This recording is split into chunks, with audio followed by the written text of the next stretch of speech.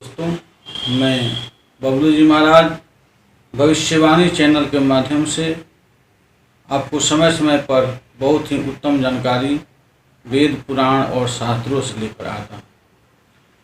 प्रश्न आज हमारे समाज में उठता है, आधुनिक और भौतिकवादी नई पीढ़ी जो हमारे सामने इस 21वीं सदी में जीवन जी रहा है, उनके मन में एक प्रश्न है और बार बार हमारे पास ये प्रश्न आता है कि पंडित जी पितर क्या होते हैं।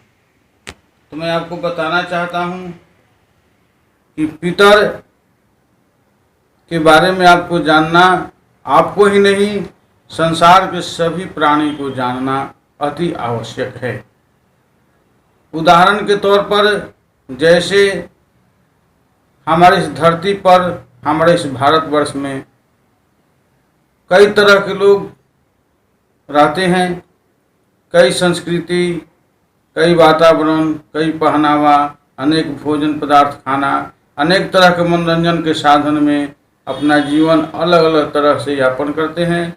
इसी तरह है पशु, पक्षी, कीट, पतंग और इंसान, ये तरह तरह के जीव भी हमारे समाज में हमारे साथ रहते हैं, पर सबकी अलग अलग खान पान है, सबकी अलग अलग वेशभूषा है, सबकी अलग अलग रहन सहन है। उसी तरह से इस ब्रह्मांड में जब परमपिता परमेश्वर ने सृष्टि को बनाया तो देवता, पितर, यक्ष, गंधर्व, किन्नर, नाग, जलचर, थलचर, वनचर, उभयचर नामक अनेक प्रकार के प्राणी बनाए।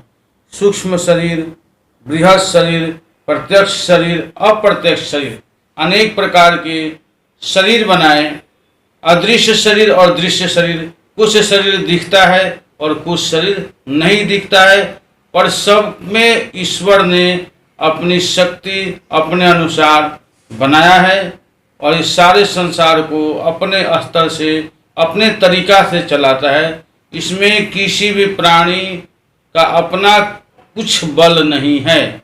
ये ब्रह्मांड की रहस्य की सबसे अकाट्य सत्य है।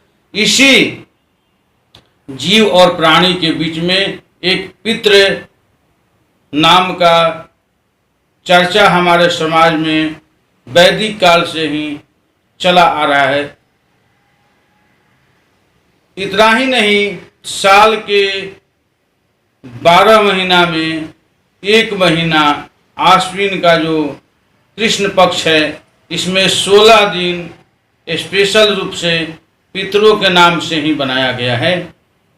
तो आइए हम आपको बताते हैं। वैसे तो प्रतिदिन पितरों के निमित्त कुछ न कुछ श्राद्ध में श्रद्धा के अनुसार, अपनी श्रद्धा के अनुसार अपने पूर्वजों को कुछ न कुछ देना होता है। तो मैं आपको बता रहा हूँ कि हमारे ऋषियों ने, वैज्ञानिकों ने, जो बड़े बड़े वैज्ञानिक आज से हजारों वर्ष पहले हमारे देश में हुए, जो विश्व को खाने, बोलने, चलने की रास्ता सिखाए, उन्होंने कहा कि चंद्रलोक और सूर्यलोक के बीच में एक ध्रुवलोक है। ध्रुवलोक से और इधर आके चंद्रलोक के बिल्कुल करीब पितृलोक है। पितरों का रहने का एक देश है और उस देश में हमारे पितर रहते हैं और पितरों का आने जाने का सिस्टम है।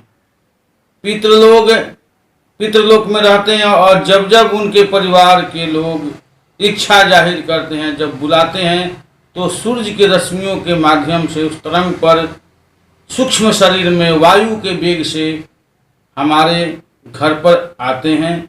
हमारे विवाह शादी उत्सव में आनंद लेते हैं। हमारे घर में जो वंश का वृद्धि होता है, बाल बच्चा होने के बाद जो उत्सव मनाया जाता है, उसमें हमारे पितर आते हैं सूक्ष्म रूप से।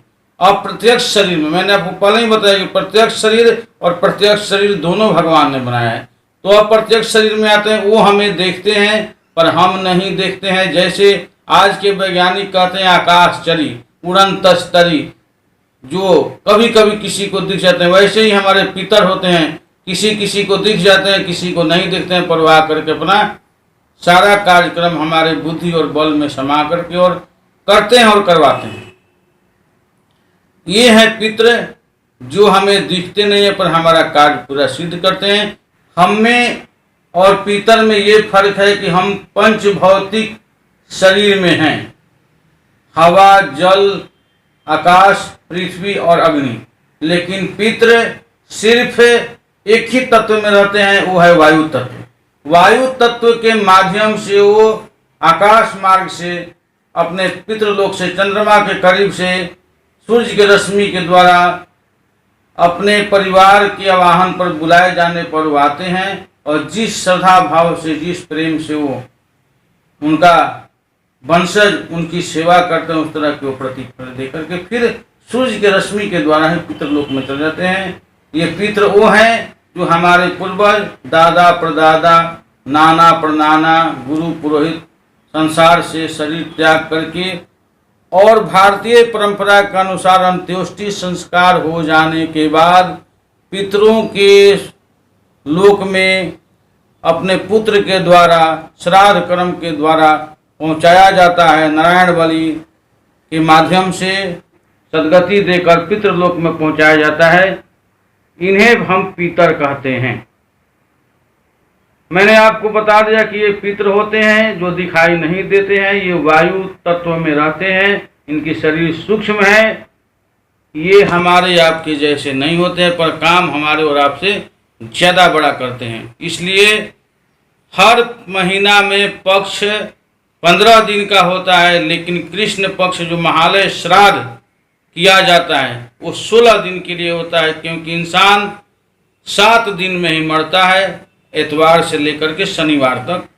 लेकिन इंसान एक महीना में 15 तिथियों में मरता है। लेकिन एक 16वां तिथि है कि कोई इंसान अमावस्या को अगर मरता है तो कोई इंसान पूर्णिमा को ही मर जाता है। लेकिन पक्ष की गिनती 1 से लेकर 15 होता है। इसलिए हम श्राद्ध के निमित्त जो व्यक्ति पूर्णिमा को मरता है तो हम भाद्रपद की पूर्णिमा से लेकर के और आश्विन के कृष्ण पक्ष की अमावस्या तक हम लोग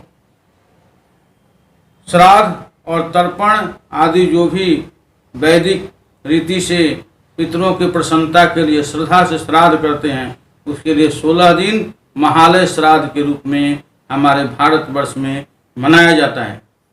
जैसे ये एक ऋण है, जैसे हम अब गाड़ी चलाते हैं, हमारी बिजनेस होता है, व्यापार होता है, तो हम उसकी टैक्स सरकार को देते हैं। उसी तरह हमारे माता पिता हमें बचपन से दूध पिलाए, खिलाए, परवरिश किए, पढ़ाए लिखाए, तो हम उनके लिए क्या टैक्स दिए? तो उनके लिए यही टैक्स है कि जब वो संसार छोड़ के चले जाते हैं तो उनको आशा होती है कि हमारे परिवार से हमें कुछ प्राप्त हो। तो इसीलिए महालय श्राद्ध में हम टैक्स के रूप में पिंड, तर्पण, तीर्थ स्नान, कथा, पुराण, भगवत स्मरण का कर्म करते हैं। ये हमारे पुत्र होने का धर्म है अपने दादा परदादा पूर्वजों के लिए। जय श्री राम। फिर मैं आगे आपको अगला वीडियो जो लाऊंगा उसमें पितृ और प्रेत में क्या फर्क है ये बताऊंगा, क्योंकि कई लोग को यही नहीं पता है कि पितृ कर्म किसके लिए हो रहा है। लोग सोचते हैं प्रेत के लिए होता है, नहीं। ये विषय आपको मैं अगला वीडियो में बताऊंगा कि पितृ और प्रेत में क्या फर्क है, प्रेत और पितर की सेवा में क्या फर्क है, और पितर में और हमारे वैकुंठ में बसे पूर्वजों में क्या फर्क है, सदगति किसे कहते हैं, मोक्ष क्या है, वैकुंठ का वास क्या है, ये सब मैं आपको अगले वीडियो में बताऊंगा। तब तक दोस्तों आप हमें इजाजत